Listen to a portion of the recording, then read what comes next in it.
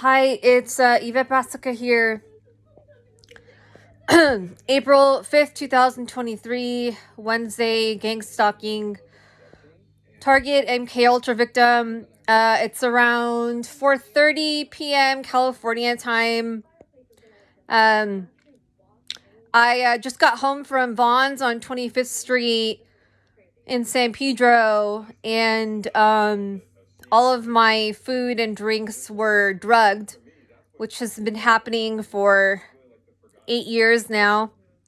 And I'm just going to give an overall recap of what's been happening over the last 8 to 15 years. I'm going to try to do it in about like 5 minutes long.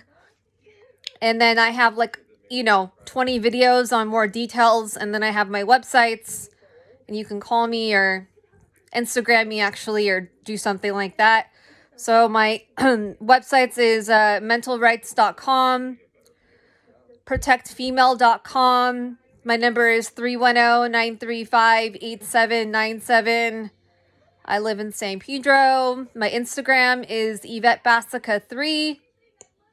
And my Facebook is private. So Instagram is the best way to go, because if I don't know you, I'm not going to accept you on Facebook.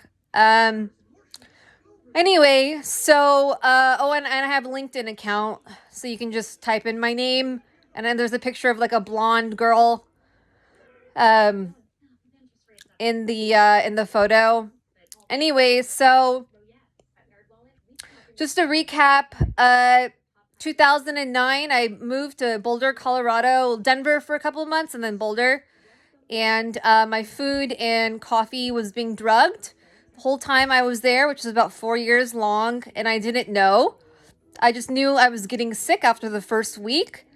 So I guess the drugs in Colorado were a lot different than the drugs in California, because they use like recreational drugs out there a lot more. So I got sick for about 4 years. I was in grad school. I got a head injury in 2010 from a car accident, and I became disabled. So I pushed through grad school somehow, and I was being spiritually attacked the whole time I was there. I was in a Buddhist-based program, but I'm a Christian, and I didn't know any better. I thought it was psychology, so it should all be okay no matter what it is, but that's not true. So, moved back to LA, tried to move out on my own, but, once again, I was sick and disabled, and I didn't know why I was getting so sick all the time, because I was ordering coffee like 3 to 4 times a day in public. And then I was eating out almost every day. And then when I would leave my apartment, they would come in and drug my food when I was gone, and I didn't know that. So anyway, tried to live on my own savings, and I tried to find work from home because I was so sick, but I couldn't. I found like commission jobs, and then I couldn't make it. So I had to move back home to my family. Right around that time, I found out I was a gang stalking target when I had break-ins in my Playa Vista apartment, and they would gas my apartment. And then one night, a guy broke in while I was taking a shower and knocked the towel rod off of my bathroom wall, and then drugged my drink while I had it on the counter, which was like some kind of a water drink. And it was open, and it was like a can, and I realized at that moment that I was getting drugged, and that's why I was getting sick, because I was detoxing for about 2 to 3 days because I was so sick. And then when I had the open drink without any food, I was like, oh, that's where the drugs are coming from. So I talked to a girlfriend of mine a little bit before that, maybe like a week before that, and she said that I was a gang stalking target. And then that's when they started to come after me really hard. So tried to call the police, went down to every local South Bay police station, including San Pedro. They pushed me away. Every single one pushed me away. No matter where I went, they were waiting for me. I said that I'm not going to help you. I'm not going to write a crime report. And I said, no, I know I've been raped when I've been living alone because I found stuff in my vagina when I woke up and something's wrong. And they were like, I'm not writing a report for you. So they wouldn't take any of my reports. This is the LAPD. Told my parents, they said, oh, no big deal. Nothing's wrong. And I'm like, no, something's wrong. So anyway,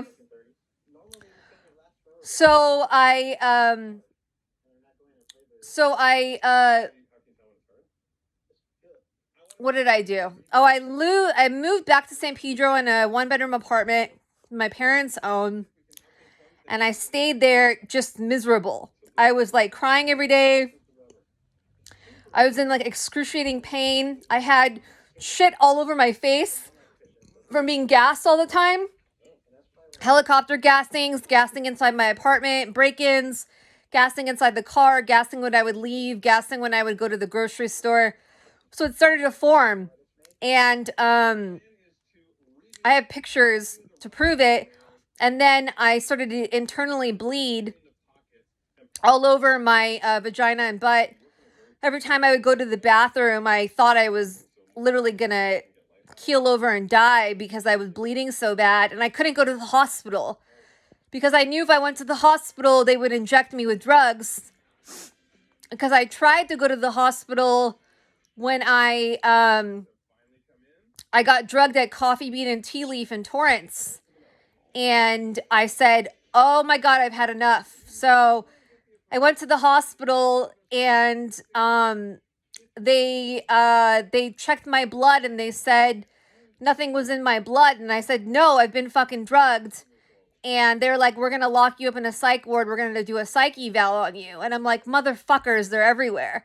And a little bit before that, I can't remember the timeline, if it was before or after, but I did go to an urgent care after I went to Starbucks and got a coffee, and they found THC in my system. And then I started to search my symptoms, and I think it was like a spice marijuana or something, because it didn't feel like a regular marijuana. It didn't, because my girlfriends used to do marijuana in college, and I don't remember them acting like that. And so it didn't seem normal. So anyway, so I was like, okay, something's wrong. And then I got the samples from the urgent care, and he said you need to go to the ER to get blood samples. And I said, no fucking way am I going to the ER. And so anyway, so I literally just sat in my apartment every day. My mom would bring me food for dinner. I couldn't leave because they would beat me up too bad when I would go to the grocery store. So I didn't have, I couldn't do it. I couldn't do it on my own. And so I ended up and the cops ended up coming to my apartment one day because I called a social worker and I said, I'm getting drugged and my food everywhere I go. Please help me. And he called the cops on me and they said, you're following with our rules now. And they handcuffed me and they took me to the psych ward. And I was like, motherfucker, like, I don't know what I'm going to do. They're everywhere. And so I was in there for like over a month, and I showed my drug samples from the urgent care that I got in Palos Verdes, and they threw it away. The judge came to Delamo Hospital in Torrance, and he threw it away, and he said, no, you're schizophrenic or bipolar with psychotic symptoms. And I was like, how can you say that if I have proof? And I have shit all over my face. How did I get that? How did that get there? And so anyway, so I was there for a while, and then I was like, okay, well, I finally got out after they beat me up. So they gave me a bunch of experimental drugs, new drugs every night, drugged my food supply, my water, everything was drugged. And then they threw poison on me and drugs on me while I was in the hospital. And it was every staff member and every person that was in there. So every customer, I guess you could say, that was involved. It was like a tag team event on one person.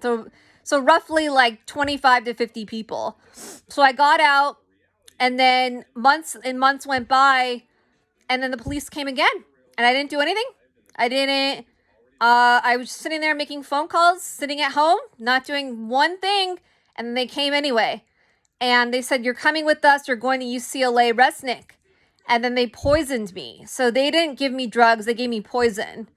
And so I got like poison in my food, poison on the experimental drug they gave me. I don't think they gave me experimental drugs, but they put a poison around the drug.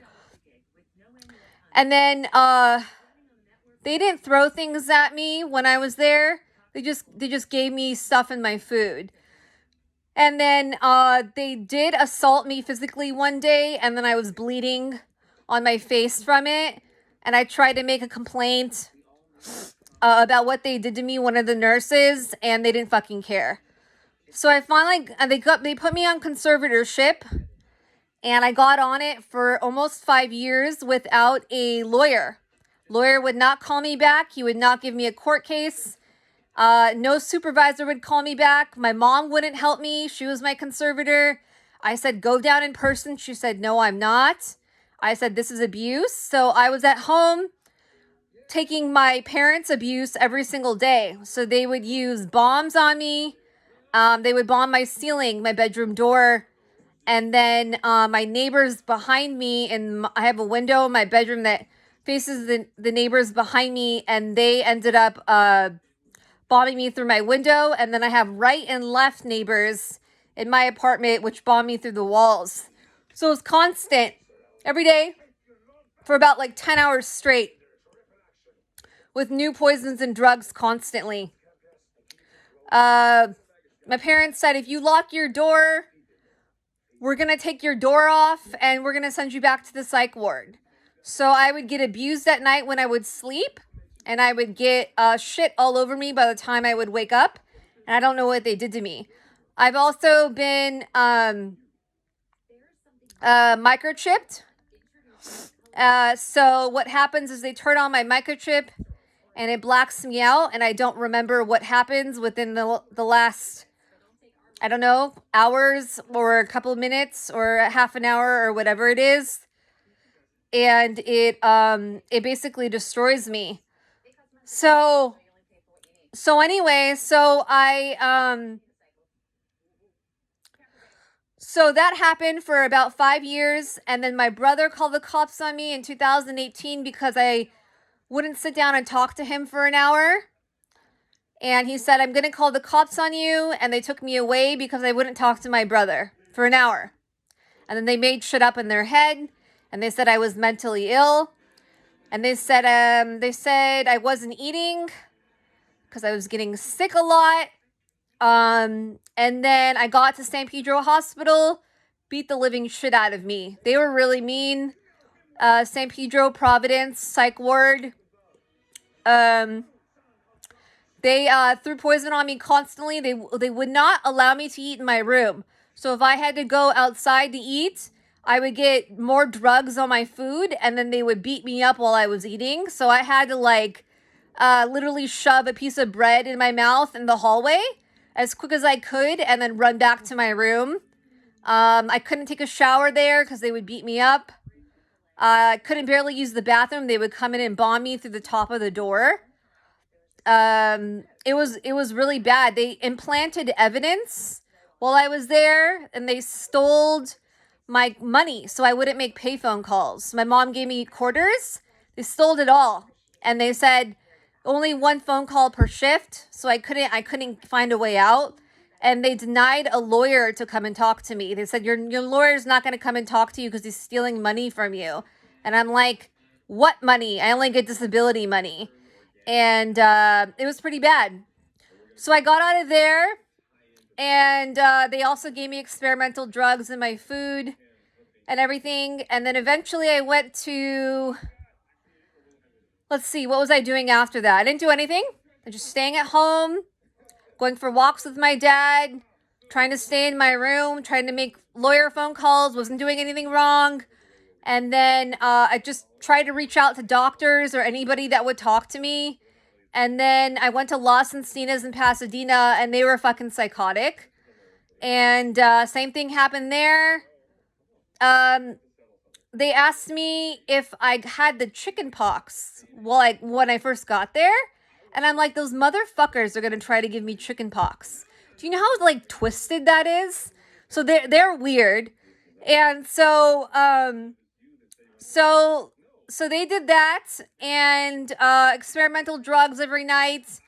And usually I get like a couple nice people in the psych wards, like maybe 2 or 3 that are like not as crazy as the rest. Some places are all crazy. So then I left, and I ended up getting beaten up by my parents again. And then I went back again to another psych ward. Where did I go? I think I went to Harbor, UCLA. I have a lot of drugs in me right now. So I went to I think it was Harbor, UCLA, and then I went back to Del Amo in Torrance, and both places beat me up pretty bad, and the ERs in the UCLAs are really bad, and they won't let you make phone calls. If you say that you want to make a phone call, they'll strap you down. They'll strap you down and they'll beat you up. When they give you like certain experiments in the hospitals in the ER, they're always putting a drug or a poison on me. And then when I get the when the ambulance come, they put a drug on the gurney on the bed. And then and then the police officers have it on their hands, and then they usually gas my bedroom, and the social workers from the LA County Mental Health will gas my bedroom as well, and then they'll throw it at me when I open up the door. So they were pretty bad. And then I posted things online before, like Facebook and Instagram, and then they say, wow, you're posting these things on Facebook. I'm going to take you away to the psych ward again. So I literally have not posted anything in months. I just keep it to myself, and I don't do anything, and I'll talk to a girlfriend or something like that. And I think that's abuse, and I think that's against my First Amendment rights. And I don't appreciate that. I'm not doing anything wrong. I'm just sitting in my room and trying to figure out how this is gonna work out in the future. Doesn't make any sense. How my stalkers work mentally is number one, they're impulsive. So like usually like a sociopath is really impulsive. They'll flip a switch for no reason. Something will set them off, like my parents. Something will set them off, or like my brother, and then that's it. They'll just be set off, and then they'll try to beat you up, and they'll beat you up for as long as it takes until you're pretty much like near death. It could be like an hour. It could be 10 hours. It could be it could be 20 hours. It just depends on how they're reacting. The last time that I went to the psych ward, which was so I went twice in the past year, and one of them was because I was posting online, and then the other one was because I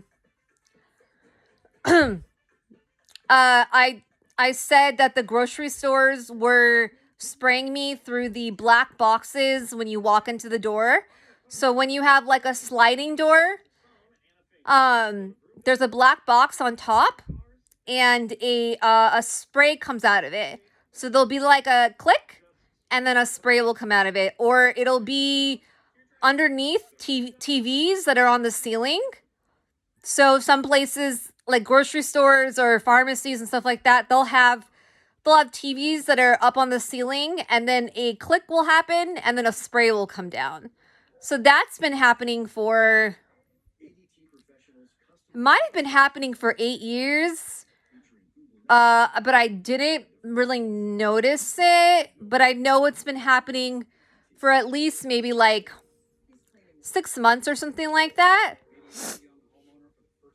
And then usually what happens is, I'll get the customers and the employees will throw things at me the whole time I'm there. Sometimes they'll use their cell phones, and they'll make like they'll beam it up against my face. So there'll be like a beam or something, like I don't know what they use. It's like a beam or something.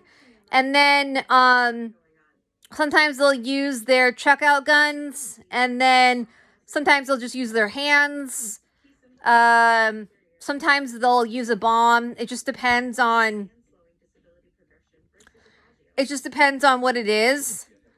It'll happen at department stores, like clothing stores, but not as bad because it's not really populated. So it'll happen like here and there. And then usually it'll be on the grocery bags, on the checkout stands. And then it'll happen in all the food and the drinks. So what happens with my microchip is they could turn it on and off. So they could turn it on and off, and I could be walking around my house, or I could be outside, or I could be in the car, or I could be in a store, and they could turn it on and off within a couple of seconds. They'll do whatever they want to me, and then, my products will be switched out at the counter that I buy at the store, or they'll throw something at me while I'm at the store. Or what happened when I lived alone is that I would get raped at night, and then they would black out my memory, and then sometimes they would use a date rape drug on me. So like what I didn't realize when I was in college is when I would go out drinking and partying on the weekends, I think the bartenders were giving me drugs then, because there's plenty of nights where I knew something bad happened when I woke up in the morning. And then I didn't know that at the time. And so I used to be a fitness model and really pretty and fit and healthy. And so I think they wanted to traffic me then throughout my years. And then when I lived alone, then they decided to traffic me even more. I tried to make police reports about the sex trafficking only. And then I had a report open, and then they closed it, and they didn't do a follow-up on me. I've called like a million places. I've called like a million lawyers. If anybody wants to support me, that would be great. Today, what had happened was I was trying to go to a governmental office downtown LA. And my dad kind of convinced me, like, you have to make an appointment first. So I decided to come back, and then I was going to do some other paperwork in another city. And then I didn't go. And then I came back to San Pedro, and then they were basically waiting for me in San Pedro by the time I came back. So same thing happened to me when I went to Hermosa Beach a couple of days ago. They prepared the whole store by the time I got there. So, any help that you can get would be appreciated. Even somebody to like help drive me around to go shopping, or protect me while I'm shopping or something like that. I mean, even like basic stuff would be helpful. They've blocked a lot of my phone calls from my previous friends, and they've blocked them online when I try to contact them. So anything would be appreciated.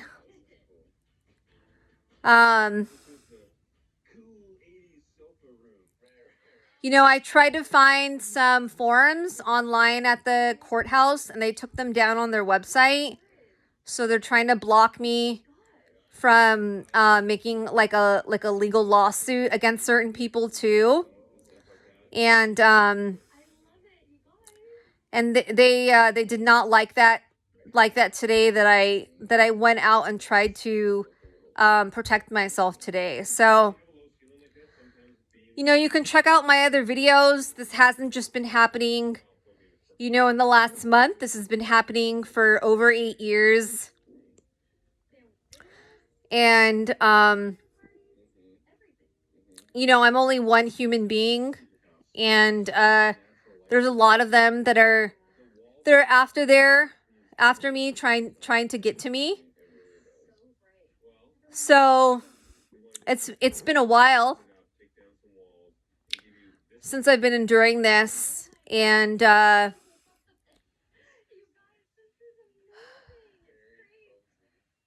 know, any help that you can get, that I can get, would be appreciated. At this point, I think the most important thing is to figure out how these microchips work, so that I don't get stalled when I go out in public or when I leave my room or something like that. So anybody that, you know, wants to contact me, you have my contact info. Thanks.